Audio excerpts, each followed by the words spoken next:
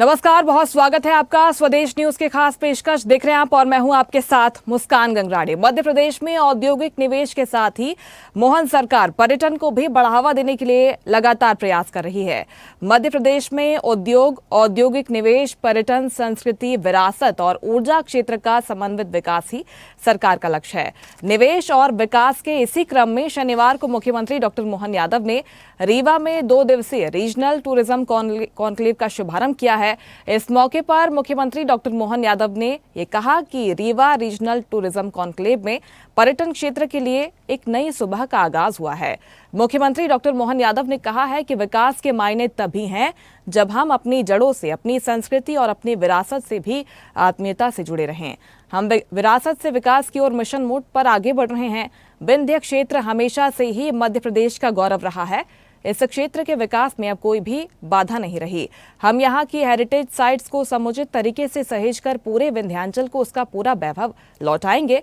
मुख्यमंत्री ने ये भी कहा कि हम अपनी मीठी बोली, कला, संस्कृति, खान-पान में अपनत्व समेटे हुए हैं और सघन वनों की हरियाली से आच्छादित इस हरित क्षेत्र में आइडियल टूरिस्ट डेस्टिनेशन बनने की पूरी संभावना है। हमारी सरकार पर्यटन सेक्टर को भी इंडस्ट्रियल सेक्टर की सारी सुविधाएं दे रही है। हमारी इन्वेस्टर फ्रेंडली पर्यटन नीति का भरपूर लाभ उठाएं। मुख्यमंत्री ने कहा कि विंध्य क्षेत्र प्रदेश की संस्कृति को वैचारिक और आध्यात्मिक रूप से भी पोषित करता है। रीवा में रीजनल इंडस्ट्री कॉन्क्लेव के बाद रीजनल टूरिज्म कॉन्क्लेव का आयोजन ये संकेत है कि हम इस क्षेत्र को पर्यटन के क्षेत्र में आगे लाने के लिए कोई कसर नहीं रखेंगे। उन्होंने कहा कि पर्यटन के क्षेत्र में प्रमुख निवेशकों ने रीवा और शहडोल संभाग में 3000 करोड़ से अधिक के निवेश की इच्छा जताकर इन क्षेत्रों में पर्यटन के विकास की अपार संभावनाओं को रेखांकित किया है। ये ऐतिहासिक पल दोनों संभागों के लिए आर्थिक समृद्धि और रोजगार के नए द्वार खोलेगा। मुख्यमंत्री ने कहा कि कॉन्क्लेव में निवेशकों का उत्साह देखते ही बन रहा है। मुख्यमंत्री ने कहा कि राज्य सरकार विंध्य क्षेत्र के बहुआयामी विकास के लिए लगातार प्रयास कर रही है। समृद्ध प्राचीन विरासत से भरपूर इस क्षेत्र की सभी संभावनाओं की पहचान कर पर्यटन विकास को और गति दी जाएगी। मुख्यमंत्री ने कहा कि इस क्षेत्र में जीवंत जंगल हैं। यहाँ का प्राकृतिक सौंदर्य इसे सुंदरतम बनाता है। वसुधैव कुटुंबकम के तहत हम सबको जोड़ना चाहते हैं। इस क्षेत्र के विकास का कारवां निर्बाध गति से प्रवाहमान है। धार्मिक पर्यटन के साथ ही यहाँ हेल्थ टूरिज्म की भी व्यापक संभावनाएं हैं। विंध्य क्षेत्र में पर्यटन सुविधाएं बढ़ाने के लिए हम निजी निवेशकों के साथ मिलकर नई संभावनाओं पर काम करना चाहते हैं। उन्होंने निवेशकों से आह्वान किया कि वे मध्य प्रदेश की धरा पर विशेषकर विंध्य अंचल में निवेश के लिए खुले दिल से आगे आएं। सरकार निवेशकों को हर जरूरी सुविधा और सहयोग उपलब्ध करवाएगी। मुख्यमंत्री डॉक्टर मोहन यादव ने इस पर और क्या कुछ कहा है वो पहले आपको सुनवाते हैं, इसके बाद चर्चा की शुरुआत करेंगे। हमारी सरकार के गठन के बाद लगातार विकास का कारवां जैसा चलना चाहिए। सभी क्षेत्रों में समान रूप से हम सब माननीय मंत्रीगणों के साथ पूरा मंत्रिमंडल एक ताकत के साथ एक दिशा में आगे बढ़ते हुए एक तरह से जो जिस प्रकार से काम कर रहा, जोरदार अभिनंदन अपने आज के इस कॉन्क्लेव के लिए भी। अभी जब आंकड़े अगर अपन देखें तो भारत के अंदर सर्वाधिक रूप से पर्यटन के माध्यम से, धार्मिक पर्यटन की दृष्टि से और अन्य पर्यटकों की दृष्टि से अगर कोई पर्यटक आए किसी राज्य में, हाँ हमें गर्व है मध्य प्रदेश वो स्थान है जहां सर्वाधिक रूप से टूरिज्म का सेक्टर सबसे अच्छी गति से बढ़ा है और उसमें भी धार्मिक पर्यटन का बहुत बड़ा रोल हुआ है। लेकिन केवल धार्मिक पर्यटन से बात नहीं बनने वाली। धार्मिक पर्यटन तो होगा ही, लेकिन ये जो परमात्मा ने, प्रकृति ने जो दिया है उसकी तो बात ही अलग है। पूरे प्रदेश के सारे राज्य एक तरफ और मध्य प्रदेश एक तरफ, हमें अपने भगवान पे भी आनंद के साथ उनका आभार भी मानना चाहिए और गर्व होना चाहिए। यहाँ सफेद शेर की बात आ रही थी, सफेद शेर, काले शेर, जो चाहिए वो शेर। भोपाल में कई सड़कों पे जिसमें दिन में मनुष्य घूमते हैं और रात को टाइगर घूमते हैं। ये हमारा अपना रातापानी अभयारण्य अभी अभी बना है। अगर टाइगर अभयारण्य बना है तो हमें गर्व है, हमारी सरकार के माध्यम से बना, माननीय प्रधानमंत्री जी के आशीर्वाद से। जोरदार अभिनंदन श्रीमान नरेंद्र मोदी जी के माध्यम। तो विंध्याचल की खूबसूरती पर मुख्यमंत्री डॉक्टर मोहन यादव अपनी बात रख रहे थे। यहाँ पर पर्यटन की अपार संभावनाएं काफी पहले से मौजूद है। एक पर्यटन क्रांति के इस क्षेत्र को जरूरत थी, उसे आगे बढ़ाने के प्रयास अब मध्य प्रदेश की डॉक्टर मोहन यादव सरकार कर रही है। और क्या प्रयास हो सकते हैं, कैसे इसे और नए आयाम दिए जा सकते हैं, इसको लेकर हम बातचीत करने वाले हैं। हमारे साथ 3 खास मेहमान जुड़ रहे हैं। बीजेपी प्रवक्ता डॉक्टर गुलरेज शेख हमारे साथ जुड़ रहे हैं। डॉक्टर गुलरेज, बहुत स्वागत है आपका स्वदेश न्यूज पर। वरिष्ठ पत्रकार दिनेश निगम भी हमारे साथ जुड़ रहे हैं। दिनेश जी, आपका भी बहुत स्वागत करती हूं मैं स्वदेश न्यूज पर।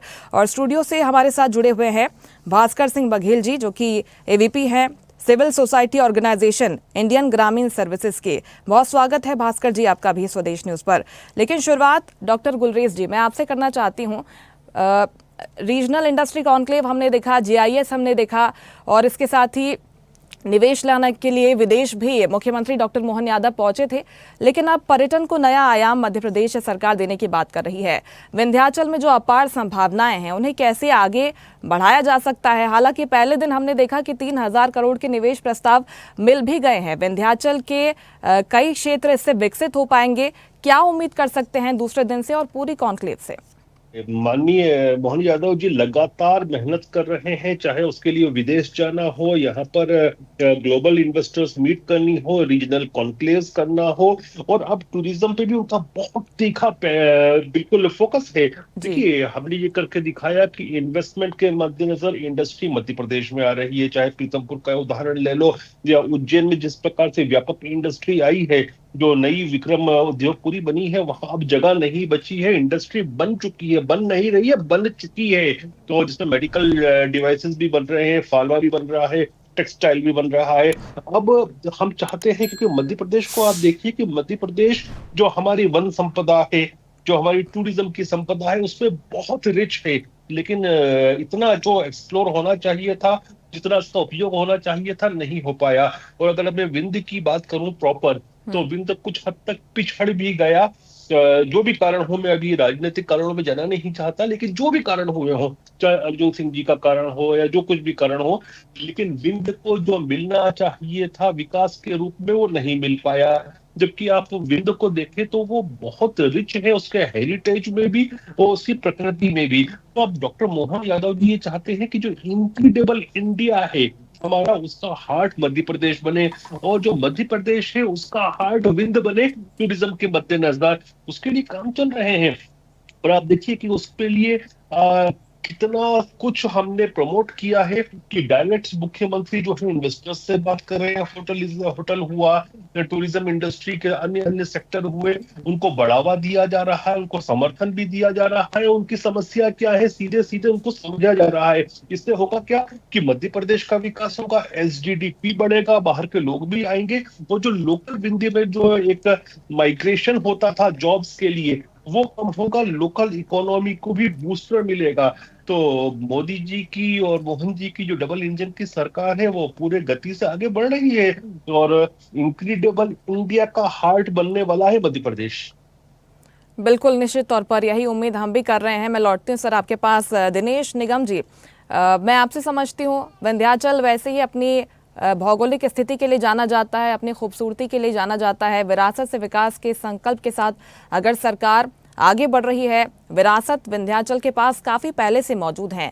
कौन सी चुनौतियां थी, कौन सी बाधाएं थी इस क्षेत्र के पास, जो अभी तक जैसी स्थिति होनी थी वो स्थिति अभी तक हम देख नहीं पा रहे हैं?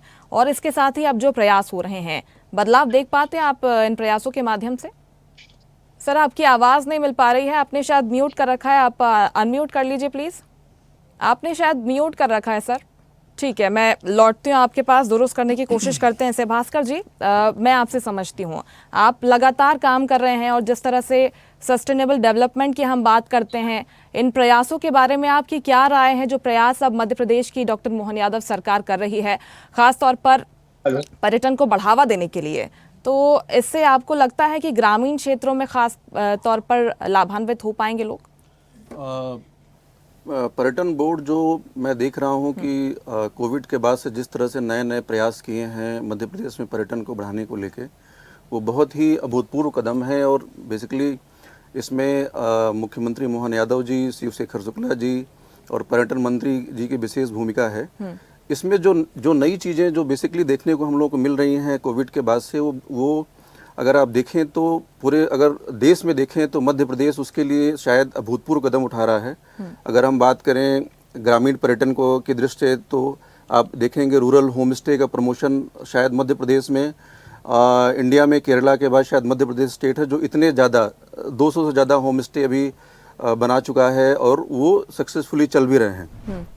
इन होम स्टे के माध्यम से और वो सारे के सारे जो अलग अलग कल्चरल जोन एमपी में हैं वहाँ उस तरह के होम स्टे बन रहे हैं। चाहे अगर आप मालवा में बात करें, चाहे आप बघेलखंड में बात करें, चाहे आप बुंदेलखंड में बात करें, या इधर आप सतपुड़ा टाइगर रिजर्व, पेंच टाइगर रिजर्व या बांधवगढ़ टाइगर रिजर्व के आसपास बात करें, या हर जगह ये सारे होम स्टे इस तरह से प्लान किए गए हैं कि जहाँ सीनिक ब्यूटी वाले विलेज हैं तो वहाँ पे होम स्टे की नीति बनाई गई है और जिसपे रूरल लाइवलीहुड को बहुत तेज़ी से प्रमोशन मिला है। मतलब अगर आप देखेंगे तो इसमें जो रूरल एरिया पे जो लोग हैं, स्टेक होल्डर्स हैं, चाहे वो आप देखेंगे उसमें जो होम स्टे को चलाने वाले लोग हैं, या एक होम स्टे बन रहा है तो उसमें 25 से 30 तरह का एम्प्लॉयमेंट जनरेट होता है। ना केवल वहाँ डिफरेंट तरह की आइटनरी बनती है, गाइड के लोग होते हैं, गाइड घुमाने वाले लोग होते हैं, विलेज लाइफ एक्सपीरियंस देने वाले लोग होते हैं, वहाँ हॉस्पिटलिटी वाले लोग होते हैं, वहाँ आर्ट एंड जो क्राफ्ट है उस एरिया का उसको प्रमोट करने वाले लोग होते हैं, होम स्टे चलाने वाले लोग होते हैं, लोकल कुजीन को प्रमोट कर रहे हैं। जैसे आप देखेंगे मुख्यमंत्री जी ने बगजा की बात की बघेलखंड में, तो ये इस तरह के जो देसी फ्लेवर है जो पूरे मध्य प्रदेश में उसको प्रमोट करने की बात है कि लोकल कुजीन कैसे हम टूरिस्ट के सामने प्रमोट करें, उसको दें।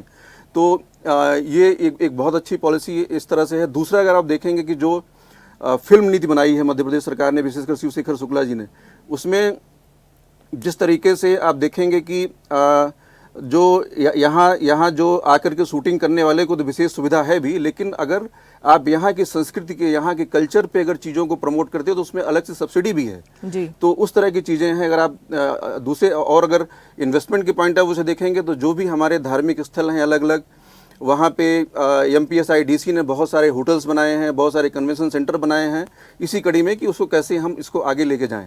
अगर इन्वेस्टमेंट में देखेंगे तो आप जैसा कि बताया भी कि अगर आप 30% आपको सब्सिडी मिल रही है। अगर आप 100 करोड़ इन्वेस्ट करेंगे तो उसमें 30% यानी 70% ही आपका किसी भी इन्वेस्टर का उसमें खर्च होगा। तो ये प्रयास हैं। इसके अलावा भी बहुत सारे प्रयास हैं, जैसे आप देखेंगे अभी ओरछा को यूनेस्को के धरोहर में शामिल किया गया। ये सब इसी कड़ी में है कि कैसे हम मध्य प्रदेश में जो यहाँ की कल्चरल रिचनेस है उसमें हम बहुत जो मल्टीपल चीज़ें हैं उसको हम कैसे खूबसूरती से उभारें और लोगों का देश के मानचित्र में उनको हम लोग जो है बहुत सारे ऑफबीट डेस्टिनेशन हैं जहाँ लोग नहीं जाते हैं, अनएक्सप्लोर्ड हैं, उन चीज़ों को प्रमोट करने मध्य प्रदेश काम कर रहा है। और ये सतत प्रयास पिछले 2-3 साल 4 साल से हो रहे हैं और ये बहुत अच्छे इसके रिजल्ट्स आने वाले टाइम में देखने को मिलेंगे और अभी भी मिल रहे हैं कि मध्य प्रदेश में आप देखेंगे टूरिज्म का ग्राफ बहुत तेजी से बढ़ा है। बिल्कुल, भास्कर जी कह सकते हैं कि इसे बहुआयामी सरकार बनाना चाहती है, शहरों तक ये सीमित न रहे, ग्रामीण क्षेत्र के लोग भी इससे लाभान्वित रहे। और आपने बताया कि क्या क्या कोशिश है होम स्टे के माध्यम से सरकार की। मुझे लगता है एक संदेश महिला सशक्तिकरण का भी यहाँ से जाता है क्योंकि महिलाएं संचालित कर रही हैं होम स्टेज को। डेफिनेटली अगर आप देखेंगे तो एक और पॉलिसी अभी मध्य प्रदेश सरकार ने की है जो शायद देश में पहला स्टेट है जो एक पॉलिसी चला रहा है जिसको safe tourism destination for women, जिसको STDW कहा गया है। ये प्योरली महिला पे फोकस है। निर्भया कांड के बाद ये एक फंड सेंट्रल गवर्नमेंट से आया है स्टेट को और ये इसका सिर्फ और सिर्फ काम है कि कैसे अगर सोलो वुमेन ट्रेवलर भी है किसी हमारे टूरिस्ट डेस्टिनेशन पे जा रही है वो सेफ फील करे। तो उसके लिए ये किया गया है कि कैसे जितने भी टूरिस्ट डेस्टिनेशन में उसमें जो स्टेक होल्डर्स हैं, चाहे वो गाइड हैं, आप देखेंगे हम लोगों ने जिप्सी ड्राइवर तैयार किए हैं जो महिला जिप्सी ड्राइवर हैं, महिला गाइड हैं, और इसके अलावा जो वहाँ सर्विस देने वाले लोग हैं, हॉस्पिटलिटी है, होटल में है, फ्रंट ऑफिस में होटल में बैठा हुआ लोग, वहाँ जो शॉप्स हैं जहाँ जहाँ टूरिस्ट का वहाँ सामना होता है वहाँ उस तरीके से कैसे महिलाओं की विजिबिलिटी बढ़े। इसके अलावा एक बहुत अच्छा काम किया है टूरिज्म बोर्ड ने कि हर एक टूरिस्ट डेस्टिनेशन की एक सेफ्टी ऑडिट किया है कि कहाँ पे कैमरा नहीं है, कहाँ पे टॉयलेट नहीं है, कहाँ पे लाइट नहीं है, उस तरीके से सेफ्टी ऑडिट करके सारे टूरिस्ट डेस्टिनेशन का। तो ये एक बहुत अच्छे कदम है और इन सब से मध्य प्रदेश में टूरिज्म को गति मिल रही है। बिल्कुल, सुविधाओं का ध्यान रखा गया, इसके साथ ही सुरक्षा का ध्यान भी रखा गया है अगर इस तरह का डेवलपमेंट हो भी रहा है। लौटती हूँ मैं सर आपके पास। दिनेश जी, आप मुझे सुन पा रहे हैं? हेलो जी, आपकी आवाज सर आ रही है। अब सवाल मेरा वही है कि विंध्याचल के पास क्या चुनौतियां थी और क्या बाधाएं थी जो इतनी अपार संभावनाएं होने के बाद भी, इतनी विरासत होने के बाद भी, क्योंकि ना सिर्फ प्राकृतिक खूबसूरती से भरपूर है ये क्षेत्र बल्कि धार्मिक स्थल है, ऐतिहासिक स्थल यहाँ पर बड़ी संख्या में मौजूद हैं, क्यों अभी तक उस तरह का विकास यहाँ पर हो नहीं पाया? और अब जो सरकार प्रयास कर रही है, जिस विजन के साथ आगे बढ़ रही है, आप बदलाव देख पाते हैं इस क्षेत्र का? निश्चित रूप से देखिए, जो आपने सवाल किया कि अभी तक क्यों नहीं डेवलप हो पाया था विंध्य प्रदेश, ये सब चीजें होने के बावजूद भी तो अछूता रह गया डेवलपमेंट के मामले में। तो सबसे बड़ा कारण क्या है कि विंध्य प्रदेश के बारे में एक कहावत भी है, बहुत वो है कि राजनीति में भी विंध्य प्रदेश बहुत अग्रणी है और वहाँ के एक एक से माने नामी गिरामी नेता हुए हैं राजनीति में, अनेकों दल से हुए हैं। तो और ऐसा भी नहीं कि वहां से मध्य प्रदेश से दो दो तीन तीन चीफ मिनिस्टर भी हुए, विधानसभा अध्यक्ष भी हुए, बहुत अच्छे अच्छे पदों में रहे।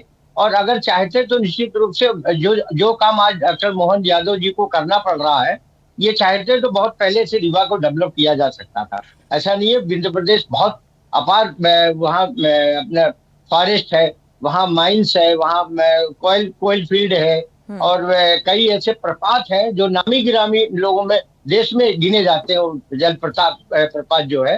तो अगर चाहते तो निश्चित रूप से उसका डेवलपमेंट कर सकते थे। वहाँ जो एक राजनीति चलती आ रही थी शुरू से, एक वो वहाँ की एक माफ करिएगा मैं किसी वर्ग विशेष का नहीं, लेकिन एक ठाकुर ब्राह्मण की राजनीति वहाँ बहुत लंबे अरसे से चली आई है। अगर किसी चीज को किसी ठाकुर ने बढ़ाने की कोशिश की तो निश्चित रूप से वो ब्राह्मण नेता जो है उसमें कोई ना कोई अड़ंगा या कोई ना कोई ऐसी बाधा डाल करके उसमें रुकावट पैदा करते रहे। और विंध्य प्रदेश पिछड़ने का जो सबसे बड़ा कारण है वो यही है कि आज वहाँ जो डेवलप ना होने का कारण हुई ठाकुर ब्राह्मण की राजनीति जो शुरू से चली आई थी वो थी। इस परंपरा को निश्चित रूप से जब से राजेंद्र शुक्ला डिप्टी सीएम वहां से बने, कुछ हद तक उन्होंने इस परंपरा को खत्म कर रही है। और अब जो है उसमें मध्य प्रदेश सरकार का ध्यान भी गया, सीएम जो वर्तमान सीएम है उन्होंने उसमें बहुत विशेष ध्यान दिया है, क्योंकि उनका व्यक्तिगत और पारिवारिक लगाव भी रीवा से है। इसलिए कहा जा सकता है कि उनका जो स्नेह या रहेगा काम करने का तरीका वो रीवा में मिलेगा। और अभी तक सबसे बड़ी बात यह है कि देखिए, मोहन यादव के कार्यकाल में आपको जो सबसे अच्छी बात देखने को मिली होगी वो ये मिली होगी कि इन्वेस्टर मीट हो, या जितने भी उन्होंने इस तरह से मीट करी है, चाहे देश में करी हो चाहे विदेश में करी हो, उसका इम्प्लीमेंट अपने को बहुत जल्दी देखने को मिल रहा है। इसके पहले भी ऐसा नहीं है। मध्य प्रदेश में हमारे शिवराज जी मुख्यमंत्री लंबे अरसे तक रहे और उनके कार्यकाल में 25-26 के लगभग इन्वेस्टर मीट हुई थी, पर उसका क्रियान्वयन जो धरातल में आना चाहिए वो उस तरह तेज गति से नहीं आया जिस तेज गति से अभी देखने को मिल रहा है। तो निश्चित रूप से रीवा के विंध्य प्रदेश के लोगों को इसका लाभ मिलेगा और विंध्य प्रदेश के नेताओं की भी आंखें खुलेंगी। मैं तो ये कहता हूँ कि जिस तरह से सीएम ने ध्यान दिया तो हो सकता है अन्य राजनीतिक दल के लोग जो है, जो वहाँ अभी तक इसको निगलेक्ट करते आ रहे थे, वो भी अपनी भूमिका निभाए और सक्रिय हो और विंध्य प्रदेश का एक अच्छा खासा जो है वहाँ डेवलपमेंट करके और वहाँ के लोगों को रोजगार से उपलब्ध कराए। ऐसा मेरा मानना है और ऐसा सरकार की भावना भी है और सरकार कर भी रही है। ठीक है गुलरेज जी, जी बिल्कुल आपकी बात पहुंच गई सर, और उम्मीद हम भी यही कर रहे हैं कि जो प्रयास किए जा रहे हैं धरातल पर हमको देखने को मिले। इम्प्लीमेंटेशन कैसे होगा डॉक्टर गुलरेज, क्योंकि 3000 करोड़ के निवेश प्रस्ताव यहाँ पर मिल चुके हैं विंध्याचल क्षेत्र में। इसमें अलग अलग सेक्टर्स हैं, चाहे एयर कनेक्टिविटी को मजबूत करने के लिए भी हम देख रहे हैं कि कंपनीज ने एमओयू पर हस्ताक्षर किए हैं, और मध्य प्रदेश सरकार क्योंकि अब इन्वेस्टमेंट फ्रेंडली सरकार कही जा रही है, जो टूरिज्म पॉलिसी की बात कर लें और जो निवेशक कहते हुए नजर आए हैं कि अब उनके लिए आसान हो गया है मध्य प्रदेश में व्यापार करना। आगे जो निवेश प्रस्ताव मिले हैं, क्योंकि इसके पहले भी जो रीवा में कॉन्क्लेव हुई थी 31,000 करोड़ के निवेश प्रस्ताव यहां से हमको मिले थे, अब 3,000 करोड़ के निवेश प्रस्ताव मिले हैं, कैसे इम्प्लीमेंट आगे इन्हें किया जाएगा?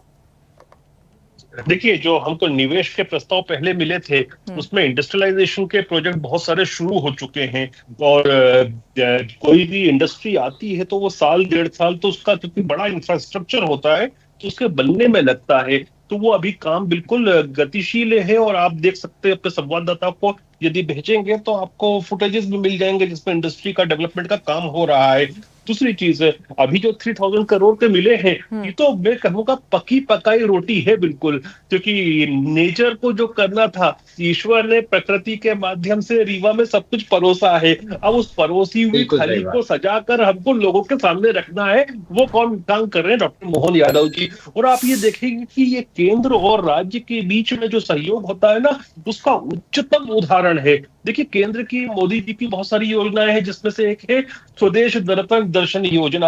अब मोहन यादव जी उस स्वदेश दर्शन योजना को राज्य स्तरीय रूप दे रहे हैं और इससे एक समन्वय बन रहा है। पहले क्या होता था, किसी जमाने में जब कांग्रेस की सरकारें होती थी तो सरकार केंद्र में किसी की भी हो, राज्य के साथ टकराव रहता था, घर्षण रहता था। अर्जुन सिंह जी का वो केंद्र का क्या रहता था, वो निगम साहब हमारे बीच में बैठे हैं, वो बहुत अच्छी तरह से बताएंगे, इतने वरिष्ठ पत्रकार महोदय हैं। तो उन्होंने कुछ चीजों से इंगित भी की कि पॉलिटिकली क्या हुआ था विंध्य के साथ विशेषकर। लेकिन अब वो सब चीजें नहीं है।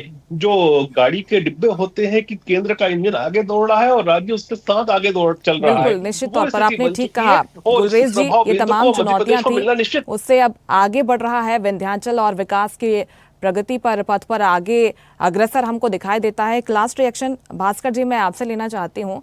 जिस तरह से हमने ये लंबी चर्चा की है कि अब क्या काम होने हैं आगे, आपको लगता है कि ग्रामीण क्षेत्र इससे विकसित हो पाएंगे? खासतौर पर अगर युवाओं की हम बात कर लें तो युवाओं के लिए एक नए रास्ते खोलने के लिए ये प्रयास सार्थक होंगे? निश्चित रूप से ये प्रयास सार्थक होंगे और इसकी तैयारी पिछले 2-3 सालों से पर्यटन विभाग ने किया भी है कि अगर टूरिज्म इंडस्ट्री में जितने जितने स्टेक होल्डर्स हैं, मतलब जो जो सर्विस देने वाले लोग हैं, उनका एक लंबी सीरीज ऑफ ट्रेनिंग्स और इस तरह की चीज़ें उन्होंने शुरू की हैं सिविल सोसाइटी ऑर्गेनाइजेशन के साथ मिलके, कि अगर मान लीजिए कोई होटल इस्टेब्लिश कर रहा है तो उसको काम करने वाला जो प्यून से लेकर के और फ्रंट ऑफिस डेस्क पे बैठा हुआ सारा जी, उसके लिए जो मैन पावर है उसको लोकली मिल जाएगा। ये इस तरीके का प्रयास हुआ है और हर जगह ये अवेलेबल है। महिलाएं भी अवेलेबल हैं, पुरुष भी अवेलेबल हैं। आप कहीं भी चले जाएं, आपको सिक्योरिटी गार्ड, आपको फ्रंट ऑफिस डेस्क, कह सकते हैं कि जी बिल्कुल, तो समय की कमी है इसलिए मैं आपको रोक रही हूँ। कुल मिलाकर कह सकते हैं कि कौशल विकास पर भी सरकार का खासा फोकस है, जिससे के लिए जो प्रयास मध्य प्रदेश की डॉक्टर मोहन यादव सरकार हैं वो फलीभूत होंगे, धरातल पर हमको नजर आएंगे। हालांकि अभी तक जो प्रयास हुए हैं वो हमको नजर भी आ रहे हैं। उम्मीद कर सकते हैं कि आगे भी प्रदेश की जनता इन प्रयासों से लाभान्वित हो पाए। इसी के साथ इस खास पेशकश में मेरे साथ इतना ही। आप देखते रहिए स्वदेश न्यूज, सबसे पहले देश। लेटेस्ट खबरों के लिए लाइक, फॉलो और यूट्यूब पर सब्सक्राइब करें, बेल आइकन दबाएं, साथ ही विजिट करें swedeshlive.com पर।